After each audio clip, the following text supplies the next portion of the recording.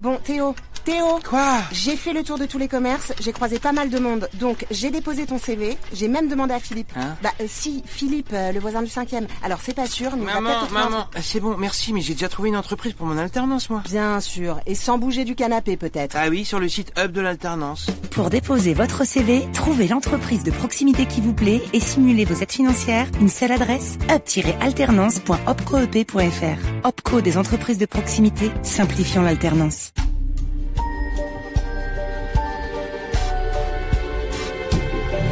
Bonjour à tous et à toutes, bienvenue dans ce nouvel épisode d'Un certain goût pour le noir, votre podcast 100% polar de Bipolar. Aujourd'hui, une émission ciné avec un film important qui est sorti en 2004 qui s'appelle Les Revenants important parce que c'est le premier pour un réalisateur qui s'appelle Robin Campillo et puis important aussi parce qu'il a donné ces Revenants une adaptation, une série télé dont on a beaucoup parlé sur Canal+. Jérémy Gallet. Jérémy, bonjour. Salut Jérôme. Alors aujourd'hui, tu nous parles de morts qui sortent des cimetières, des tombes qui reviennent nous hanter et qui nous font peur. Les Revenants, pourquoi tu as choisi ce film? J'ai choisi ce film parce que c'est un long métrage qui est original par rapport à l'idée qu'on se fait d'un film de mort-vivant. On n'a pas ici la représentation habituelle de ces morts-vivants qu'on imagine volontiers. Du tout la manière dont Robin Campillo, à travers son premier film, comme tu l'as dit, aborde cette thématique.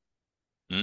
Ce sont des revenants. Alors, on s'arrête là-dessus parce que c'est très très intéressant. Nous n'avons pas des corps en décomposition.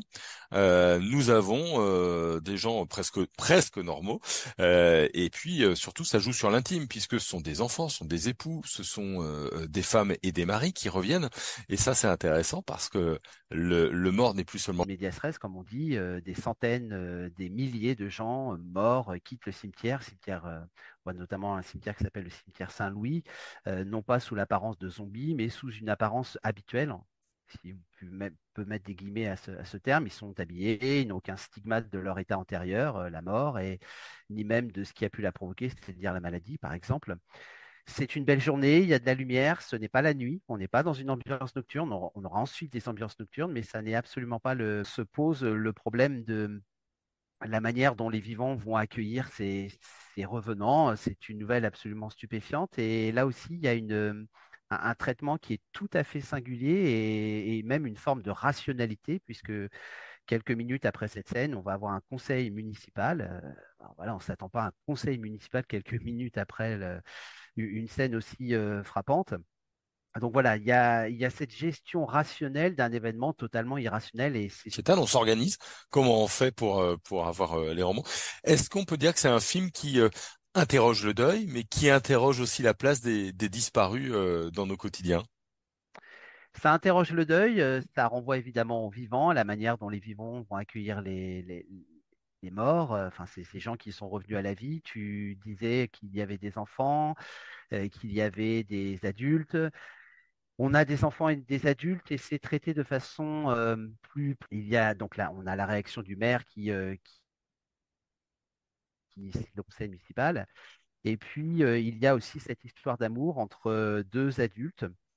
Cette jeune femme qui est jouée par Géraldine Payas, qui s'appelle Rachel, et puis qui retrouve son conjoint, qui est mort. Et donc, ce rôle est incarné par Jonathan Zakai. Et nous avons cet enfant accueilli par le père et la mère. Et évidemment, ça ne se passe pas comme prévu. Le retour n'est pas. De toute façon, c'est la froideur qui domine.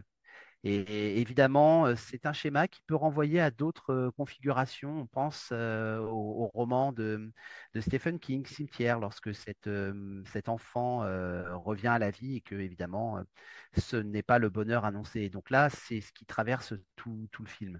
Ouais, ça c'est intéressant. Est-ce que c'est pas le bonheur annoncé? Tu l'as dit, c'est assez spécial et c'est vrai que je refaisais une petite frère perdu qui reviennent à la vie devraient nous mettre plutôt en joie. C'est cette froideur qui est dérangeante. C'est cette froideur qui est dérangeante parce que, comme dans la série dont on parlera après, les morts n'ont plus leur place. Intégrés dans cette société rationnelle. Alors, c'est là que ces morts ont une valeur symbolique. Est-ce que cette société telle qu'elle est conçue laisse de la place non seulement aux gens qui ne sont plus là, et ce sont des morts qui ont des caractéristiques très communes. Ils ont un rythme lent, ils semblent déconnectés de la réalité. De ce point de vue, ils ne sont plus productifs et c'est à ce titre-là qu'ils vont être exclus, mais au sens propre du terme, dans la réorganisation du travail, qu'ils vont se sentir exclus et qu'ils vont finir par faire ce qui est inévitable, c'est-à-dire vouloir repartir. Ouais. Vouloir repartir. Ça, c'est très très fort. On l'a dit, après, hein, notamment 120 battements par minute, dont on a évidemment beaucoup parlé. Des revenants, des gens qui reviennent à la vie. Ça nous évoque pas mal de films et de séries. Comment est-ce que lui les filme justement? Comment il pose sa caméra? Est-ce qu'il y a déjà une petite patte pour ce réalisateur? Oui, il y a une manière de filmer qui est tout à fait caractéristique, qu'on va retrouver, comme tu le disais, dans ce grand succès qui a été 120 battements par minute, qui a notamment obtenu le César du meilleur film. Un jeu des acteurs et des actrices qui est volontairement désincarné, mais qui n'en fait pas trop. Hmm. Une façon d'étirer les scènes qui suscite l'interrogation, qui suscite aussi l'attente, qui suscite aussi la déception. Et la déception, évidemment, vient du fait que rien ne se passe comme prévu. Il y a ces plans qui sont larges et notamment un jeu sur les perspectives. Il y a un plan au début du film assez incroyable où on voit tous ces revenants qui déferlent sur la ville pour Hmm. montrer en plongée tous les manifestants, puisqu'on rappelle que ce film-là parle du combat d'Actop et c'est un plan extrêmement géométrique et c'est quasiment le même plan. On pourrait le superposer au plan du premier film de Campillo, Les Revenants. Alors, on l'a dit, de la froideur, des acteurs qui jouent des personnages un petit peu désincarnés, de la lenteur aussi, des plans très larges, très longs. Alors, bah, super. Et moi qui n'ai pas vu le film, je me dis, conseil de Jérémy. Non, parce que, comme je le disais, il y a un effet d'attente qui fonctionne aussi sur le modèle du film d'angoisse. On sent qu'il peut se passer quelque chose, et il se passe quelque chose. Il y a notamment des scènes à la fin qui sont beaucoup plus spectaculaires. Je ne vais pas dévoiler la fin du film. Rien ne se passe comme prévu et finalement rien ne se passe bien. Il y a en même temps une scène qui renvoie au film de zombies avec une menace, un personnage qui finit par mourir victime de cette menace. Donc on retrouve quand même d'avoir intégré les influences du cinéma par exemple de Georges Romero, mais de s'en défaire par un traitement clinique, par un traitement qui croise aussi son intérêt pour le cinéma social, le cinéma naturaliste. Voilà, c'est très intéressant parce que il y a à la fois cette atmosphère qui est angoissante et puis à cette atmosphère angoissante, des questions qui sont des questions à la fois de société, des questions qui sont des questions beaucoup plus métaphysiques qui renvoient à notre refuse de la mort. Et puis où est la froideur finalement? Où est cette froideur? Est-ce qu'elle est du côté des gens qui reviennent ou est-ce qu'elle est du côté des gens qui accueillent ces gens qui reviennent? La réponse est plutôt du côté des gens qui accueillent et qui devraient accueillir d'une autre façon ces revenants. Ouais, il y a plein de métaphores à faire et plein de réflexions à faire sur notre société. Je l'ai dit dans l'intro, ça a donné naissance à une série sur Canal+, qui est sortie 7-8 ans plus tard. Série que n'a pas vu le réalisateur des Revenants.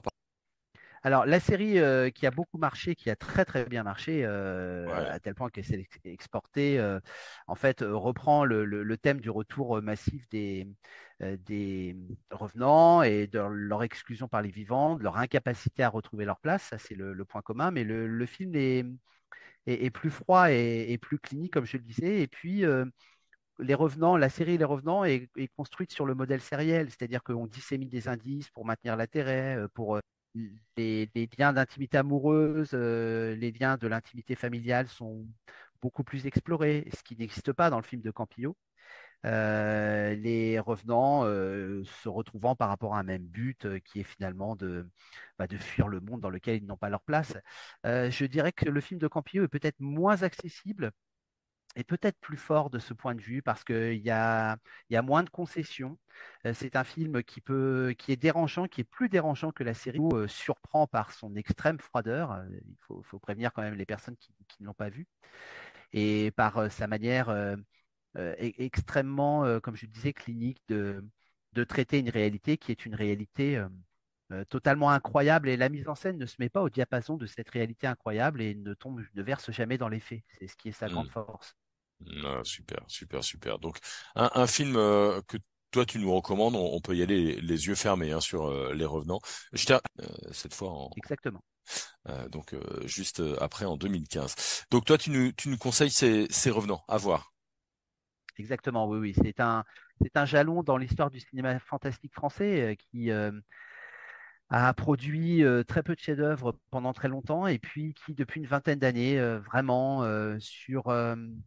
sur une lancée très intéressante, non seulement soutient largement la comparaison avec d'autres cinémas, notamment le cinéma anglo, c'est une tradition de cinéma social et naturaliste. Et ça, c'est intéressant, cette hybridation entre le fantastique et puis cette tradition-là du cinéma qui est une vieille tradition en France.